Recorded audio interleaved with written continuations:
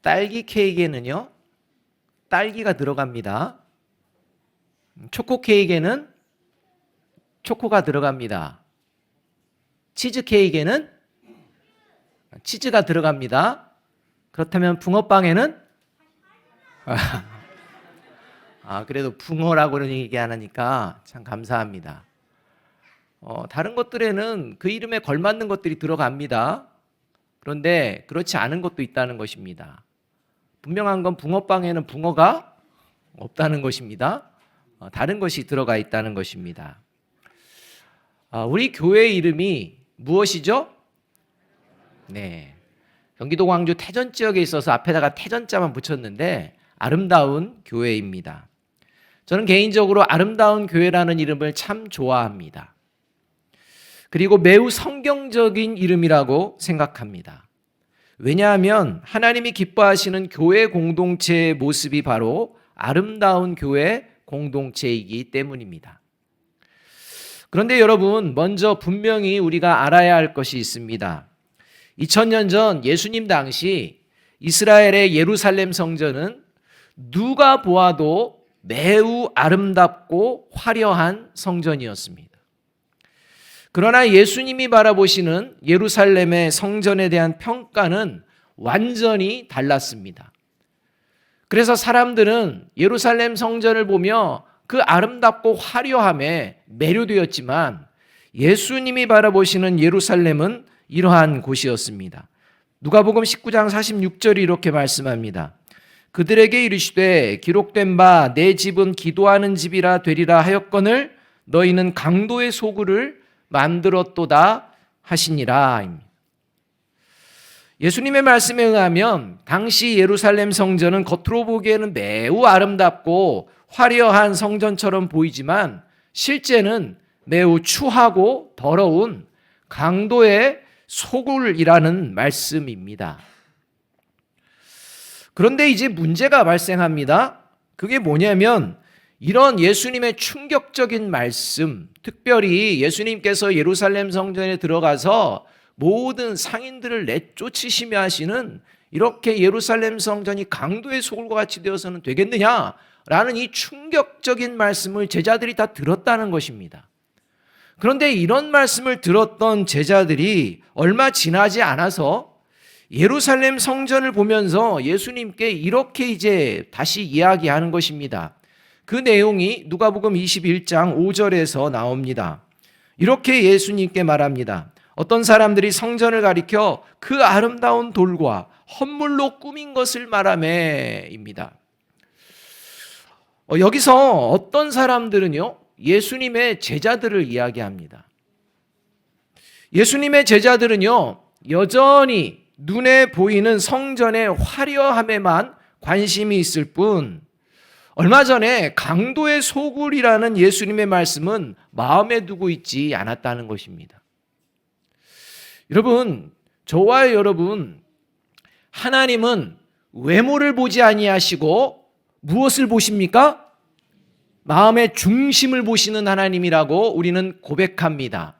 그런데 저와 여러분은 외모를 더 가꾸십니까? 마음의 중심을 더 가꾸십니까? 우리가 잘 생각해 보자는 것입니다. 올해 새해를 시작하면서 저와 여러분이 관심을 가지고 정말 가꿔야 되는 부분이 어느 부분인지 오해는 하지 마십시오. 외모는 아무렇게나 해도 된다, 이 말씀이 아닙니다. 여러분, 그리스도인이라면 반드시 먼저 생각해야 되는 것이 보이는 것이 아니라 보이지 않는 것이라는 사실을 늘 기억하셔야 한다는 것입니다. 그런데 예수님의 제자들이 이런 걸 실패합니다. 분명히 충격적인 예수님의 말씀을 들었음에도 얼마 지나지 않아서 성전을 보면서 얼마나 아름답습니까, 예수님? 이 내부에 있는 것들도 보십시오. 이렇게 이야기하는 것입니다. 그래서 예수님은 이어지는 누가복음 21장 6절에서 제자들을 향해 다시 한번 이렇게 말씀해 주십니다. 같이 한번 읽어볼까요? 시작. 너희 보는 이것들이 날이 이르면 돌 하나도 돌 위에 남지 않고 다 무너뜨려지리라.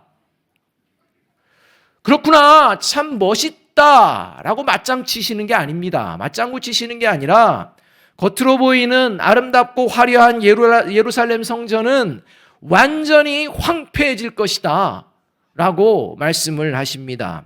그리고 실제 예수님의 말씀대로 주후 70년에 예루살렘 성전은 완전히 무너지고 황폐해집니다. 따라서 이름을 아름다운 교회라고 지었다고 하나님이 기뻐하시는 아름다운 교회 공동체라고 말하기는 곤란하다는 것입니다. 또 수많은 사람들에게 건물이 아름답다고 인정을 받을지라도, 또 저와 여러분의 외모가 아름답게 보여질지라도 하나님이 기뻐하시는 아름다운 교회 공동체라고 이야기할 수는 없다는 것입니다. 이런 의미에서 오늘 우리가 읽은 다윗의 시편은 하나님이 보시기에 아름다운 교회 공동체가 어떤 교회 공동체인지 잘 말씀해 주시는 시편이라고 할 수 있습니다. 이 시편은 다윗이 예루살렘 성전에서 이스라엘 백성들과 함께 하나님께 예배를 드리며 감격한 내용을 기록한 시편입니다. 그리고 이 다윗의 시편은 이스라엘 백성들이 평상시에 각자의 삶의 자리에서 세상에서 열심히 살아가다가 절기가 돼 정해진 절기에 예배를 드리기 위해서 예루살렘 성전을 향해 함께 올라가면서 부르는 노래가 되었습니다. 그래서 이 시편의 표제를 성전에 올라가는 노래라고 기록하고 있는 것입니다. 여러분, 저와 여러분이 이 성전에 올라오면서, 이 예배의 자리에 올라오면서 어떤 마음의 노래를 부르고 있는지를 돌아보아야 합니다.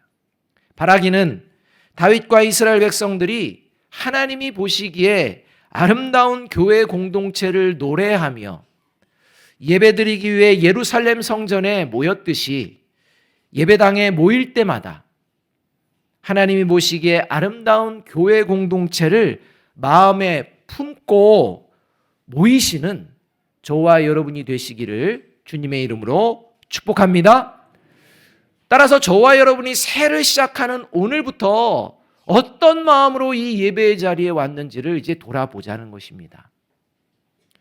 자, 그렇다면 하나님이 보시기에 아름다운 교회 공동체의 모습은 어떤 모습일까요? 1절 말씀을 함께 한번 읽어보겠습니다. 같이 한번 읽어봅니다. 시작. 보라, 형제가 연합하여 동거함이 어찌 그리 선하고 아름다운고. 여기서 선하다라는 말은 히브리어로 토부라는 말입니다. 이 토부라는 용어가 집중적으로 사용되어진 곳이 창세기 1장입니다. 창세기 1장에서 하나님이 만물을 창조하신 뒤에 하시는 말씀이 보시기에 좋았더라라는 말씀입니다. 이 단어가 토부입니다. 이것을 선하다라는 표현으로 오늘 본문에서 사용하고 있다는 것입니다. 이렇게 하나님이 보시기에 선한, 아름다운 교회 공동체의 모습은 어떤 모습이냐? 형제가 연합하여 동거하는 모습이다 라고 오늘 말씀해 주고 있다는 것입니다. 형제가 연합하여 동거한다는 것은 하나님 안에서 성도들이 하나가 되어 함께하는 것을 말합니다. 하나님은 하나님 안에서 성도들이 하나가 되어 함께하는 것을 기뻐하십니다. 하나님 안에서 성도들이 하나가 되어 함께하는 것, 이것은 성령 안에서 하나가 되게 하신 것을 지키는 것을 말합니다. 예수님 안에서 하나가 된 성도 공동체를 하나됨으로 지켜내는 것, 이것이 바로 하나님이 기뻐하시는 교회 공동체의 모습이라는 것입니다. 그래서 우리 교회가 하나님 보시기에 기뻐하시는 교회 공동체로 한 걸음 더 성숙되어지기를 기도하는 마음으로 올해 우리 교회 표어를 성령이 하나 되게 하신 것을 지키는 교회 공동체라고 정한 것입니다. 반면 하나님이 기뻐하시지 않는, 하나님이 보시기에 좋지 않은 모습이 있습니다. 성경에서 가장 먼저 하나님 보시기에 좋지 않았다라고 라는 말씀이 등장하는 그 장면이 있는데 그것도 창세기입니다. 창세기 2장 18절의 말씀입니다. 하나님께서 모든 것들을 창조하실 때 마지막 사람 창조와 관련되어서 하나님이 보시기에 좋지 않았던 게 있었다는 것입니다. 그 말씀이 2장 18절의 말씀인데 함께 한번 읽어보겠습니다. 시작. 여호와 하나님이 이르시되 사람이 혼자 사는 것이 좋지 아니하니 내가 그를 위하여 돕는 배필을 지으리라 하시니라. 하나님이 좋아하지 않는 것이 뭡니까? 혼자 사는 것. 혹시 여기에 우리 청년들 나 그냥 혼자 살래? 이런 생각하고 계시다면 다시 한번 깊이 생각해 보시기 바랍니다. 혼자 사는 것을 좋아하시는 분들, 혼밥 드시기 좋아하시는 분들 깊이 생각해 보시기 바랍니다. 여러분, 이것은 단순히 결혼해야 된다라는 말이 아닙니다. 하나님이 만드신 사람의, 인간의 본래적인 모습을 이야기하는 것입니다. 하나님이 기뻐하시는 모습이 어떤 모습이냐? 혼자 있는 모습이 아니라 함께하는 모습이라는 것입니다. 여러분, 이것이 하나님이 기뻐하시는 모습입니다. 그래서 하나님이 보시기에 좋지 않은 모습, 성도들이 혼자 있는 것입니다. 다시 말하면 개인주의적인 신앙생활 하는 것입니다. 다른 성도들과 교제를 하기를 원하지 않습니다. 다른 성도들과 함께 기도를 나누고 말씀을 함께 나누고 함께 신앙생활하는 것을 불편해합니다. 여러분, 이 모습이 교회 공동체 안에 있다, 이 모습이 저와 여러분에게 있다라는 것은 다시 말하면 하나님이 좋아하지 않는 모습이라는 것입니다. 그런데 이상하게 현대사회가 진행되면 진행될수록 신앙생활이 함께 교제하는 것보다도 각자 혼자서 신앙생활하는 것이 더 늘어나고 있다는 것입니다. 함께 모이기를 힘쓰는 모습들을 이제 불편해하는 것을 볼 수가 있다는 것입니다. 여러분, 그 말씀이 무엇입니까? 하나님이 좋지 않은 모습으로 교회 공동체가 변질되고 있다는 것입니다. 여러분, 그러하기에 저와 여러분이 이 예배의 자리뿐만 아니라 저와 여러분이 함께하는 소그룹의 모임도 소중히 여기시기를 주님의 이름으로 축복합니다. 하나님이 보시기에 아름다운 교회 공동체이기 때문입니다. 자, 그렇다면 성령 안에서 성도들이 하나가 되어 함께하고 있는지 아닌지 어떻게 알 수 있을까요? 저와 여러분이 정말 하나님 안에서, 성령 안에서, 예수님 안에서 하나가 된 것을 우리 교회 공동체 안에서 나는 지키려고 힘쓰고 있어 라고 이야기할 수 있는 증거가 무엇입니까? 저와 여러분이 정말 아름다운 성도, 아름다운 교회 공동체가 되어가고 있다라는 증거, 그 모습을 지켜내고 있다는 증거, 그 증거가 있다면 무엇일까요? 구체적인 두 가지 증거가 오늘 본문에서 설명이 되어지고 있습니다. 첫째로 하나님이 보시기에 아름다운 교회 공동체는 성도들이 서로를 축복하는 교회 공동체입니다. 하나님이 보시기에 아름다운 교회 공동체, 첫 번째는 성도들 간에 서로 축복하는 교회 공동체입니다. 2절 말씀을 함께 한번 읽어봅니다. 같이 읽습니다. 시작. 머리에 있는 보배로운 기름이 수염 곧 아론의 수염에 흘러서 그의 옷깃까지 내림같고. 이 말씀은요, 아름다운 교회 공동체를 어떤 장면에 비유하며 하시는 말씀이냐? 이 이스라엘의 대제사장이 위임하는 장면을 가지고서 비유하고 있습니다. 하나님의 거룩한 대제사장의 사명을 받게 되는 이 대제사장 아론은요, 기름 부음을 받은 존재입니다. 그리고 하나님이 기름을 부으실 때 그냥 조금 부어주시는 게 아니라 풍성하게 부어주십니다. 그래서 머리에서 수염으로, 수염에서 밑으로 흘러서 옷깃까지 이렇게 풍성한 이러한 복을 하나님께서 허락해 주신다는 것입니다. 이렇게 하나님께 기름 부음 받은 대제사장은요, 어떤 사명이 있느냐? 이스라엘 백성이 하나님의 축복을 받도록 인도하는 사명이 있습니다. 이러한 사명을 감당하는 가운데에 반드시 하게 되는 것이 뭐냐? 이스라엘 백성들을 언제나 축복한다는 것입니다. 하나님의 축복을 받기 위해 인도하면서 그 백성들을 축복하는 이 사명이 대제사장이 가지고 있는 사명이고 하나님이 주신 사명이라는 것입니다. 그래서 하나님은 민수기 6장 23절에서 대제사장인 아론과 그 아들들 제사장들에게 이렇게 이제 명령하고 계십니다. 같이 한번 읽어봅니다. 시작. 아론과 그의 아들들에게 말하여 이르기를 너희는 이스라엘 자손을 위하여 이렇게 축복하여 이르되, 항상 하나님의 백성들을 축복하라는 것입니다. 이것이 대제사장과 제사장들의 사명입니다. 이렇게 구약의 대제사장이 하나님의 백성을 축복하였다면 이제 이 신약 시대는요, 인간 제사장이 아닌 영원하신 대제사장이 이 땅에 오셨습니다. 그가 누구십니까? 예수 그리스도십니다. 그리고 이 영원한 대제사장이 되신 예수님을 믿는 그리스도인은 어떤 존재가 되었을까요? 모두가 제사장이 되었습니다. 그래서 베드로전서 2장 9절 상반절은 이렇게 말씀합니다. 같이 한번 읽어봅니다. 시작. 그러나 너희는 택하신 족속이요 왕 같은 제사장들이요. 따라서 목사인 저는 제사장입니다. 장로님은 무엇일까요? 장로님입니까? 장로님도 제사장입니다. 그러면 안수 집사님은, 권사님은 누구입니까? 네. 세례받은 성도들은 누구입니까? 제사장입니다. 따라서 이 예배를 드리며 제사장 이야기가 나오면 목사만 생각한다.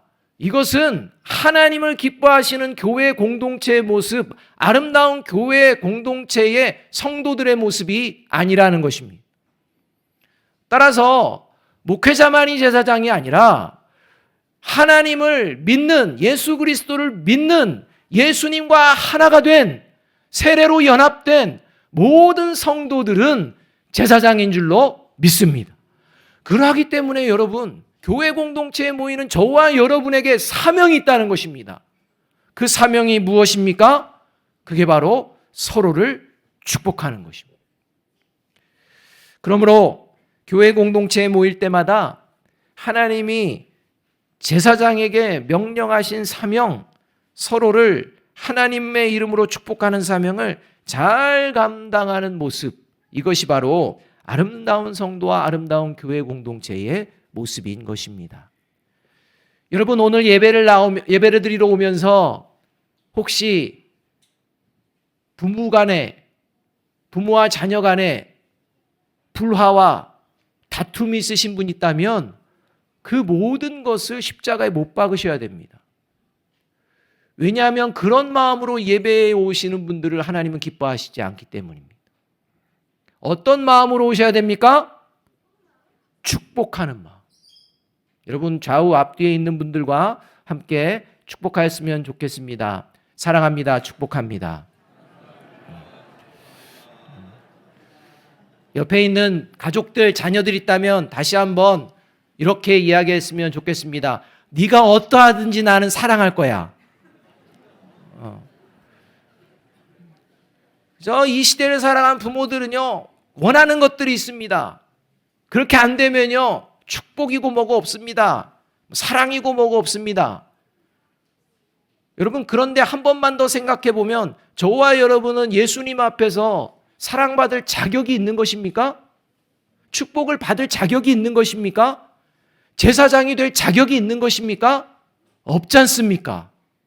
그런데 저와 여러분이 왕 같은 제사장으로 하나님께서 보고 계시는 줄로 믿습니다. 이 믿음으로 저와 여러분의 가정 안에서 아내와 남편, 또 부모님, 또 자녀를 바라보시며 또 교회 안에서 성도들을 바라보시며 늘 축복하는 마음을 품는 저와 여러분이 되시기를 주님의 이름으로 축복합니다. 여러분, 이것이 아름다운 성도요, 아름다운 교회 공동체라는 증거라는 겁니다. 두 번째로 하나님이 보시기에 아름다운 교회 공동체는 세상에 영원한 생명을 전하는 통로가 되는 공동체입니다. 그러니까 세상 안에서 저와 여러분이 영원한 생명을 전하는 복의 통로로 살아가는 모습, 이것이 바로 하나님이 기뻐하시는 아름다운 성도와 교회 공동체의 모습이라는 것입니다. 3절 말씀 함께 한번 읽어보겠습니다. 같이 읽습니다. 시작. 헐몬의 이슬이 시온의 산들에 내린 같도다. 거기서 여호와께서 복을 명령하셨나니 곧 영생이로다. 여러분, 이제 하나님이 기뻐하시는 성도들이 하나가 되어 연합하는, 함께하는 이 모습을 어디에 비유하느냐? 헐몬산의 이슬과 시온산의 이슬에 비유를 하고 있습니다. 이 헐몬산은 헤르몬산입니다. 이스라엘의 북쪽에 위치해 있는 산입니다. 이 헤르몬산은 해발 한 약 2,800m 정도가 됩니다. 그래서 아주 높습니다. 그리고 산 정상에는 언제나 눈이 덮여 있습니다. 따라서 헤르몬산에는요, 많은 이슬이 항상 내립니다. 이것이 헤르몬산입니다. 그런데 반면 시온산은요, 현실적으로 이슬이 많이 내리지 않는 산입니다. 그러니까 현실은요, 이슬이 많은 곳이 아닙니다. 이슬이 많이 내리는 곳은, 풍성한 곳은 헤르몬산입니다. 그런데 하나님은요, 지금 어떻게 말씀하시느냐? 하나님 안에서 성도들이 하나가 되어 함께하는 교회 공동체는 마치 헤르몬산에 많은 이슬이 내리듯이 아름다운 교회 공동체에게 풍성한 복을 허락해 주시겠노라 약속하고 계신다는 것입니다.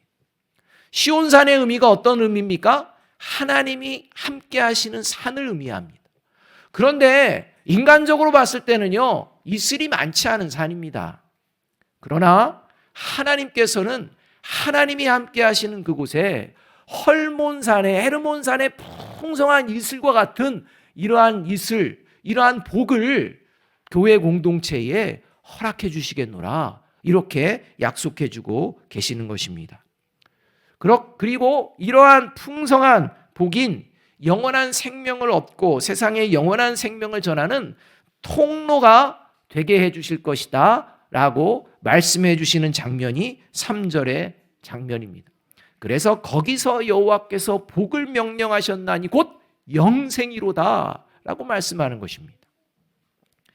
여러분, 헤르몬산의 그 이슬, 이 이슬은요, 이스라엘 사람들에게는요, 젖줄입니다. 젖줄. 다시 말하면 요단강의 근원이 됩니다. 그래서 헤르몬산의 이슬, 그리고 만년설, 이것들이 녹아서 내려서 강물을 이루며 내려옵니다. 그 이슬들이 물줄기를 이루며 내려와서 어디로 흘러가느냐? 갈릴리 호수로 흘러갑니다. 그 갈릴리 호수에 모여서 그 갈릴리 호수에 풍성한 생명력들이 살아납니다. 그리고 이 갈릴리 호수의 주변에 있는 사람들이 이 갈릴리 호수를 통해 생계를, 목숨을 유지하며 살아가게 됩니다. 이렇게 갈릴리 호수로 들어온 헤르몬산의 이슬들은 갈릴리 호수에만 멈추지 않고 또다시 흘러 내려갑니다. 그 흘러가는 물줄기가 요단강 물줄기입니다. 그리고 이스라엘의 맨 마지막 남단에 있는 가장 낮은 지역인 염해까지 흘러가는 이것이 헐몬산의 이슬입니다. 여러분, 이 헐몬산의 이슬, 이것이 없으면 이스라엘 사람들은요, 생명을 유지할 수가 없습니다. 그래서 이스라엘의 젖줄의 근원이라고 이야기를 합니다. 이와 같이 하나님께서는 아름다운 교회 공동체를 통해 세상에 생명을 불어 넣으시는 하나님이십니다. 여러분, 하나님의 사람들을 통해 세상에 하나님의 복을 내리시는 하나님이시라는 것입니다. 아름다운 교회 공동체를 통해 저와 여러분의 가정을 살리시고 일터와 사업장을 살리시고 우리 대한민국도 살리시는 하나님이신 줄로 믿습니다. 이러한 살림의 역사를 누구를 통해 하느냐? 저와 여러분을 통해, 저와 여러분이 함께 모이는 교회 공동체를 통해 이루어 내시겠다는 것입니다. 2023년 새해 한 해를 시작하며 우리 사회에 가장 시급하게 해결될 문제가 있다면 여러분, 그 중에 대표적인 것 중 하나가 갈등과 반목과 다툼이 사라지는 것입니다. 여러분, 갈등과 반목과 다툼, 분열, 이것이 사라질 수 있는 유일한 길은 서로 하나가 되고 화합하는 모습이라고 할 수 있습니다. 바라기는 진정한 연합, 진정한 하나님이 하나됨이 무엇인지 이 땅에 먼저 보여내는 우리 아름다운 교회 성도들, 아름다운 교회 공동체가 되어지기를, 그래서 갈등과 다툼과 분열과 반목으로 말미암아 힘겨운 삶을 살아가는 이들이 우리 아름다운 교회 공동체에 왔을 때 새로운 영원한 생명력을 공급받는 역사가 한 해 동안 넘치는 그러한 우리 아름다운 교회가 되어지기를 주님의 이름으로 축복합니다. 마지막으로 에베소서 4장 3절 말씀 함께 한번 읽어보겠습니다. 시작. 평안에 매는 줄로 성령이 하나 되게 하신 것을 힘써 지키라. 기도하겠습니다.